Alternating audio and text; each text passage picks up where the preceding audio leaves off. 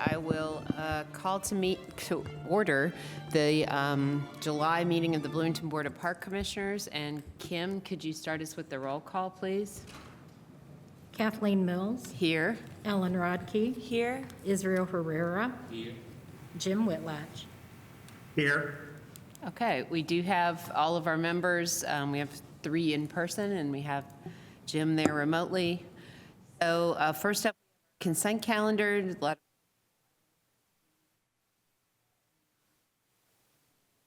So, again, just returning things, Banneker Center pest control, cleaning services, drool in the pool, agreement with Mad for My Dog, and Bruce Wild Security contract for the Griffey deer hunt. So do we have a motion to approve? Excuse me, I'll move to approve the consent calendar. Okay, and a roll call vote of all those in favor? Kathleen Mills. Aye. Ellen Rodkey. Aye. Israel Herrera. Jim Whitlatch. Aye. Okay, motion is unanimously carried. And then, in our Section B, public hearings and appearances, first up, Emily Book will tell us about the Bravo Award. These are our 2 scouts? Is that, okay. All right, good afternoon, everyone. Emily Book, Community Relations Coordinator, and I would like to recommend Colton Teeters and Neil Jacobson for the July Bravo Award. Colton and Neil are 2 Boy Scouts with BSA Troop 100 that chose to complete their Eagle Scout projects at Crestmont Park. Both boys worked with Steve Cotter, John Luke, and the trail staff to help build staircases, as you can see in the presentation there, into the large hill at Crestmont Park. The gravel and wood construction, it respects the natural environment of the park while also making it more easily traversable for both users and disc golf players. They're very well constructed, and I'm sure they're going to be of much use to people who use Crestmont Park. As someone who has disc golfed there and almost blown their knee out going down that hill, I definitely appreciate stairs. Makes it a lot easier. Colton wasn't able to make it today. He's out of state, but Neil and his mom are here. Neil, do you want to say anything? You don't have to. No, he's all good. He's all good. But no, the stairs look great. So I know Steve really appreciates it. We really appreciate it. It took a lot of time and effort, so we really thank the boys for all their hard work on these steps. Thank you.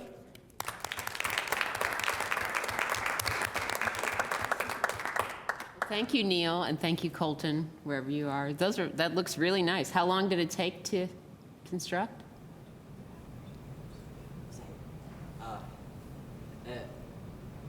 Took about 200 hours. Wow. That's a lot. Yeah. That's amazing. Yeah. Said they look. I haven't been out in person yet, but I've seen the pictures. They look great. Yeah. They're amazing. Yeah. Very much appreciated. Yeah. Thank you. Yeah, thank you. All right, and then in B2, we will have a staff introduction. Natalia Dickerson. Good afternoon. My name is Natalia Dickerson, and I am a natural resources intern. I am a 4th-year undergraduate student at Indiana University, jointly pursuing a degree through the College of Arts and Sciences in the School of Public Environmental Affairs for a Bachelor's of Science in Environmental Science. During my undergraduate experience so far, I've worked to increase awareness of environmental issues through my wellness chair position at the Black Student Union. Through this, I aim to educate peers on how climate change and waste pollution would disproportionately affect minority and lower income populations. I'm currently working on a food waste reduction program for school lunches at Fairview Elementary School, where I work as a teaching assistant during the school year. I am passionate about solid waste management and its relation to the well-being of not only humans, but all animal and plant life on Earth. I hope to protect and preserve the beauty and utility of our environment, and I'm eager to begin my career path pursuing this goal as a natural resources intern. I look forward to supporting environmental education programs, developing a zero waste policy for the department, and assisting with trail maintenance. Thank you. Yeah, welcome. Right. Sounds like you have a lot of great experience to bring. So, yeah. All right, so that's Natalia. And then in B3, Darren will present the Park Partner Award to Nature's Way. Okay, good afternoon. Darren Eads, Sports Facility Coordinator with the Twin Lakes Rec Center. You'll be glad to know I'm not here asking for money today or spending money. I'm just here to give away something to a great partner that we have had for many, many years. Unfortunately, it doesn't look like Beth was able to make it today, so we'll be sure to get the plaque to them. But Nature's Way has been involved with the rec center since we bought the place back in 2009. They come in and take care of all the plant life, which just adds to that facility. You need that greenery. You need just to be able to walk by and smell the plants and everything else. It's just nice to have that. Luckily, we have them coming in, and I forgot Kim's got me in charge of doing this. There we go. So there's a few pictures of the plant life. Luckily, we got them because if it was up to me, as I told Julie, and she put it in my staff notes, she said, "Do you want the staff report?" I said, "You know me, I'll never follow it anyway." So, but, you know, if it was up to me, that'd all be plastic by now, guaranteed, because I'd have them all dead. But I think one of the biggest helps with us, honestly, was during COVID when we were closed for 3 months, and Jeremiah and Beth worked with us to get everything moved in place and walked me through what I needed to do so that they survived COVID. And these are the same plants we had then. So, but they come through, and as they need to be trimmed, they trim, they keep them watered, they keep just total care of them. In our part to them for doing what they do is we have plaques hanging up. The one on the left is we have a couple of those plaques in the weight room and cardio studios.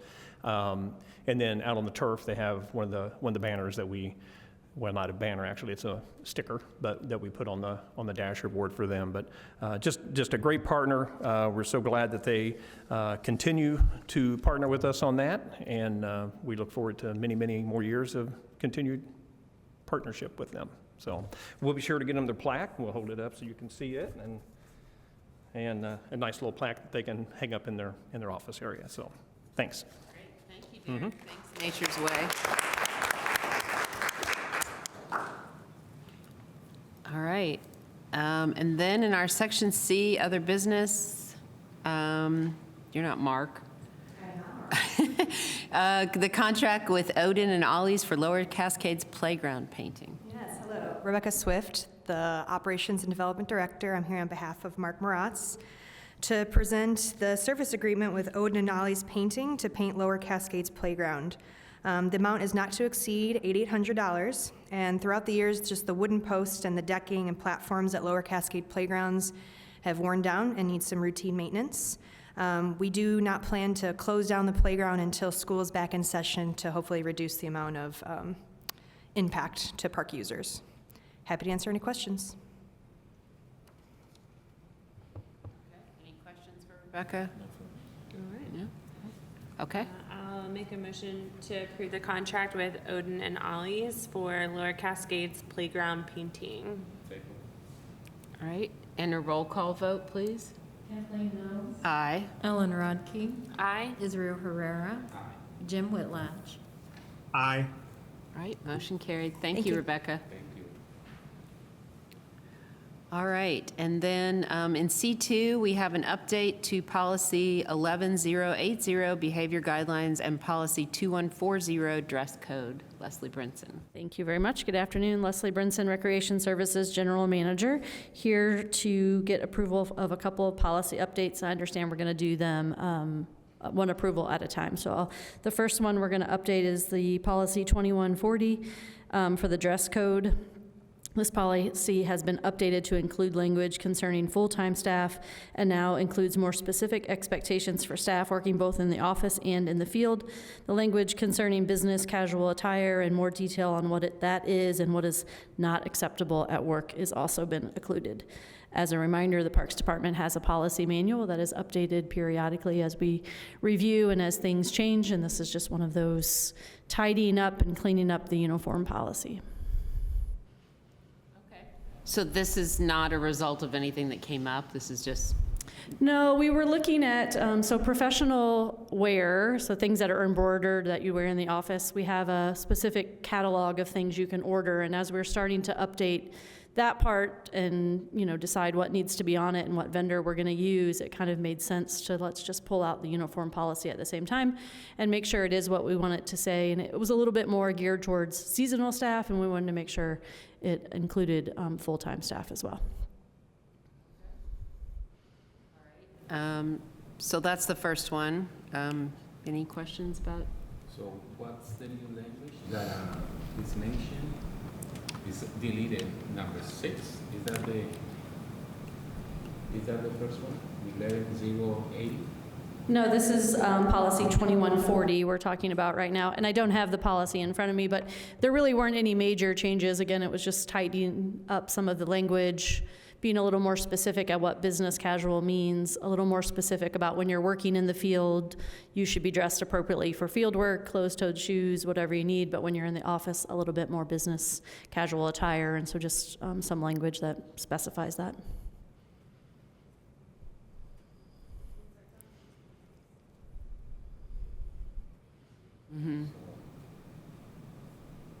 So the only change would be more language about.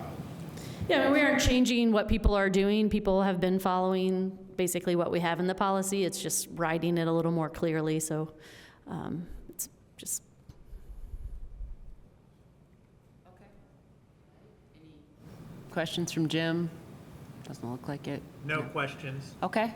Do we have a motion then? I'll make a motion to approve the update to policy 2140 dress code. Second. Okay. And a roll call vote, please. Kathleen Mills. Aye. Ellen Rodkey. Aye. Israel Herrera. Jim Whitlatch. Aye. Okay.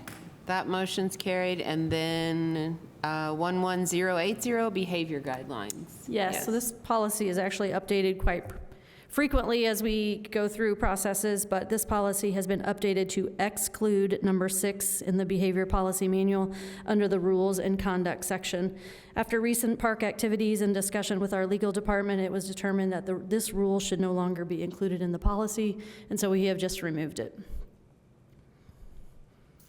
Okay.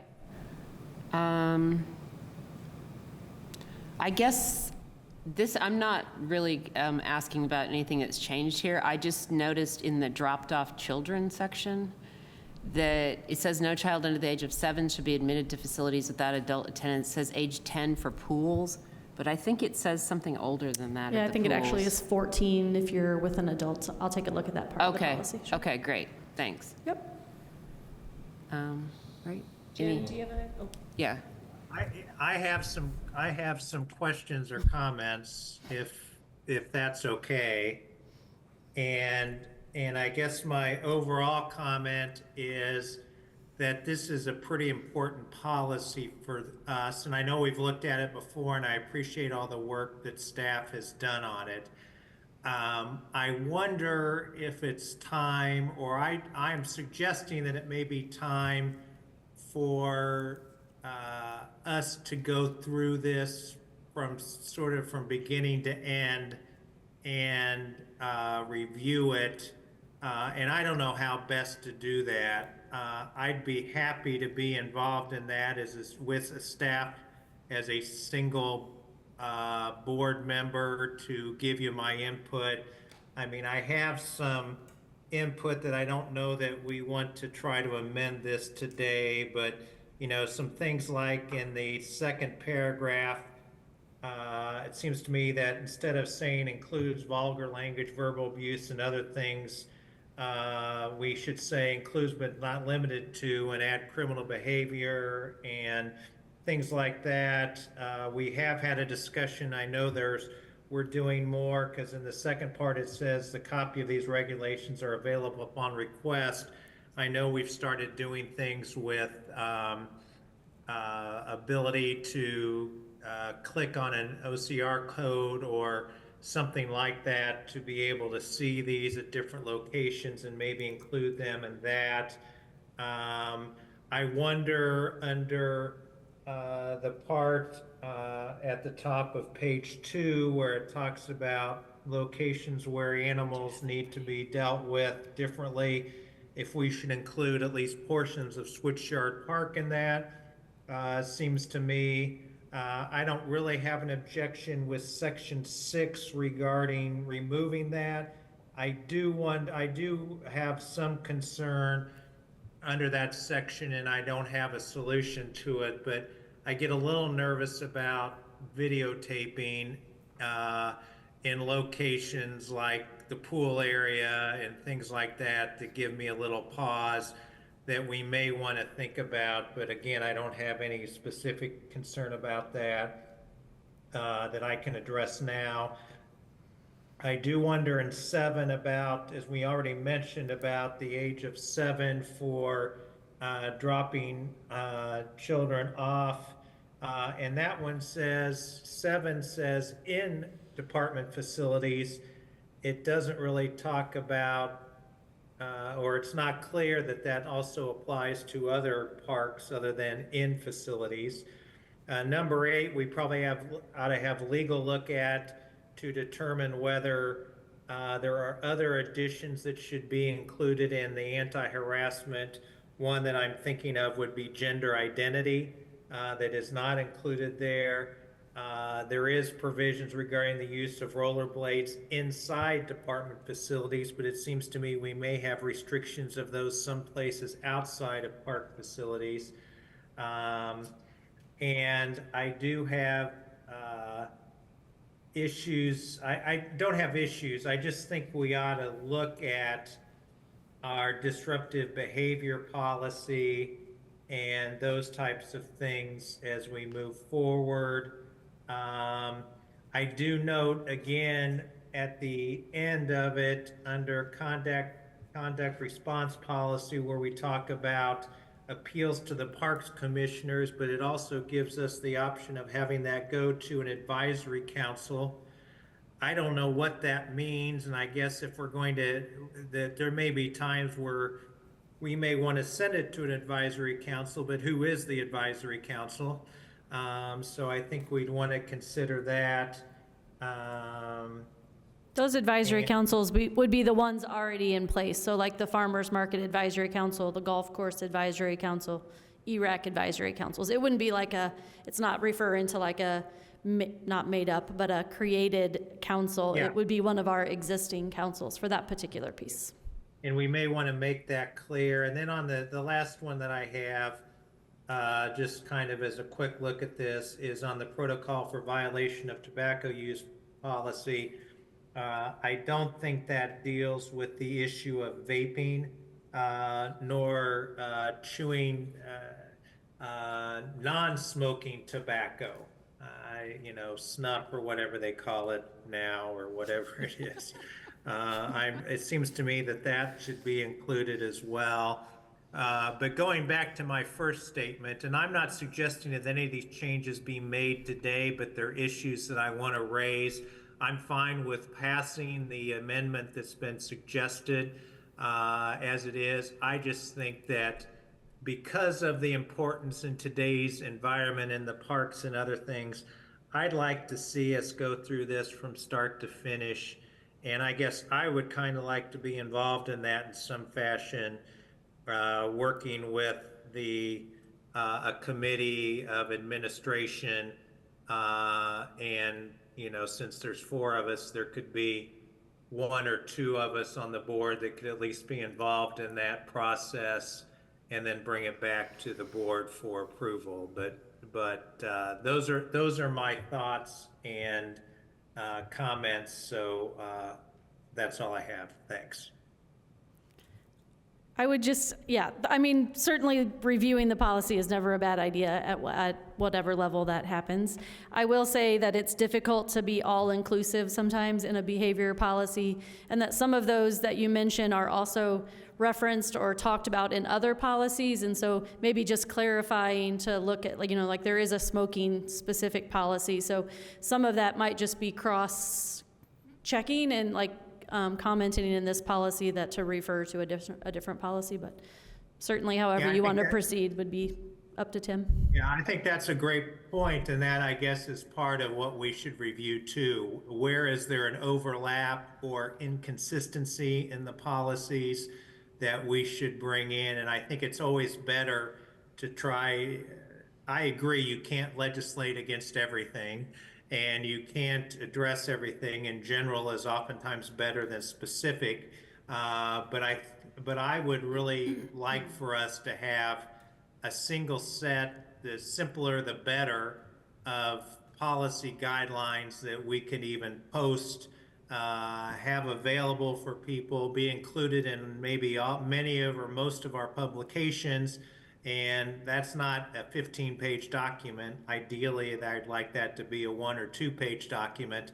And then also make sure that our policies, it seems to me we ought to collect all of those complementary policies together and look at them to make sure they're consistent and see how we can maybe incorporate them into one document. But so I agree with what you're saying.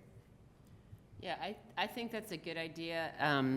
And also just a simpler version that is posted. I mean, I know we have things posted in various places, but I just was on a vacation in New York State parks, and I couldn't figure out sometimes which parks were okay to take our dogs to. Like if there was a swimming area or a lake area, or so just something that was really simple, like, you know, that listed the main rules. So a QR code or whatever would be great. But do we feel comfortable voting on these changes and then possibly with Jim coming back and a staff member or more revisiting some of these, or?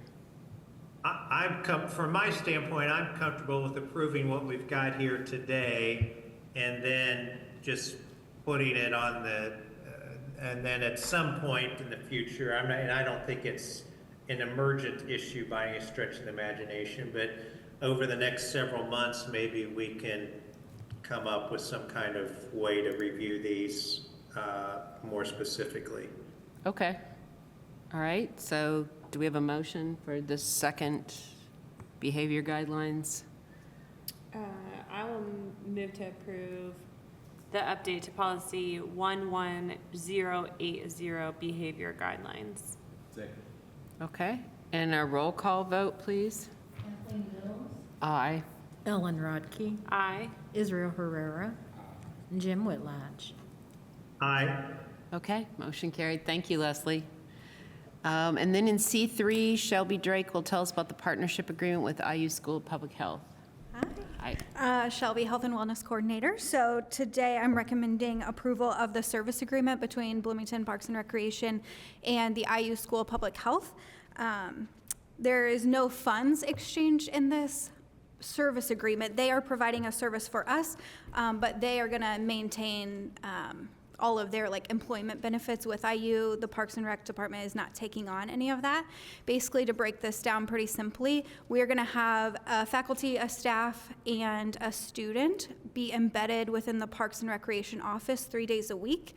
They are going to help me focus on public health programs as directed through the Health First Indiana funding, which is federal block grant funding that is being distributed through the county health departments to focus on public health, priority public health concerns around infant mortality, childhood obesity, smoking cessation, all of those different things. So they are going to provide a huge asset to me and just being able to provide funding, research, being able to publish our research.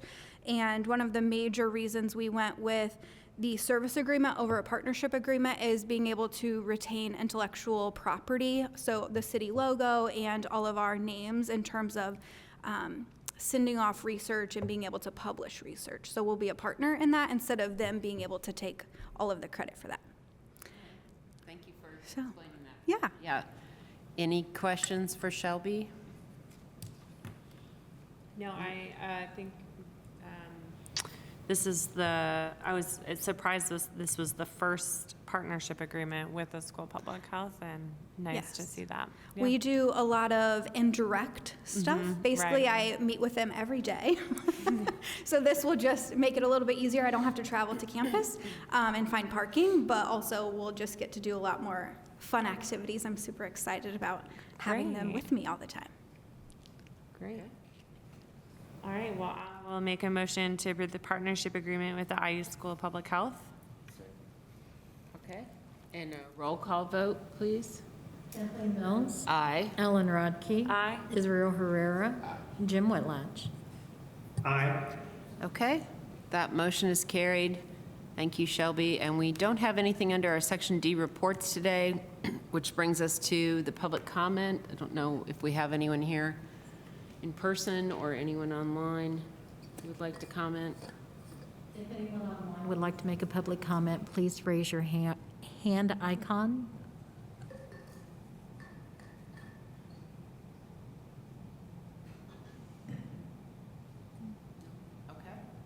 All right, and then we will move back over to Tim for any other announcements. Yes, good afternoon. Tim Street, I'm the Parks Director. It's nice to have a shorter agenda and to be looking at the end of it here before 4:30. And while I could easily fill the last hour just talking about all the great things that our staff are doing, I will refrain and not take the whole time available.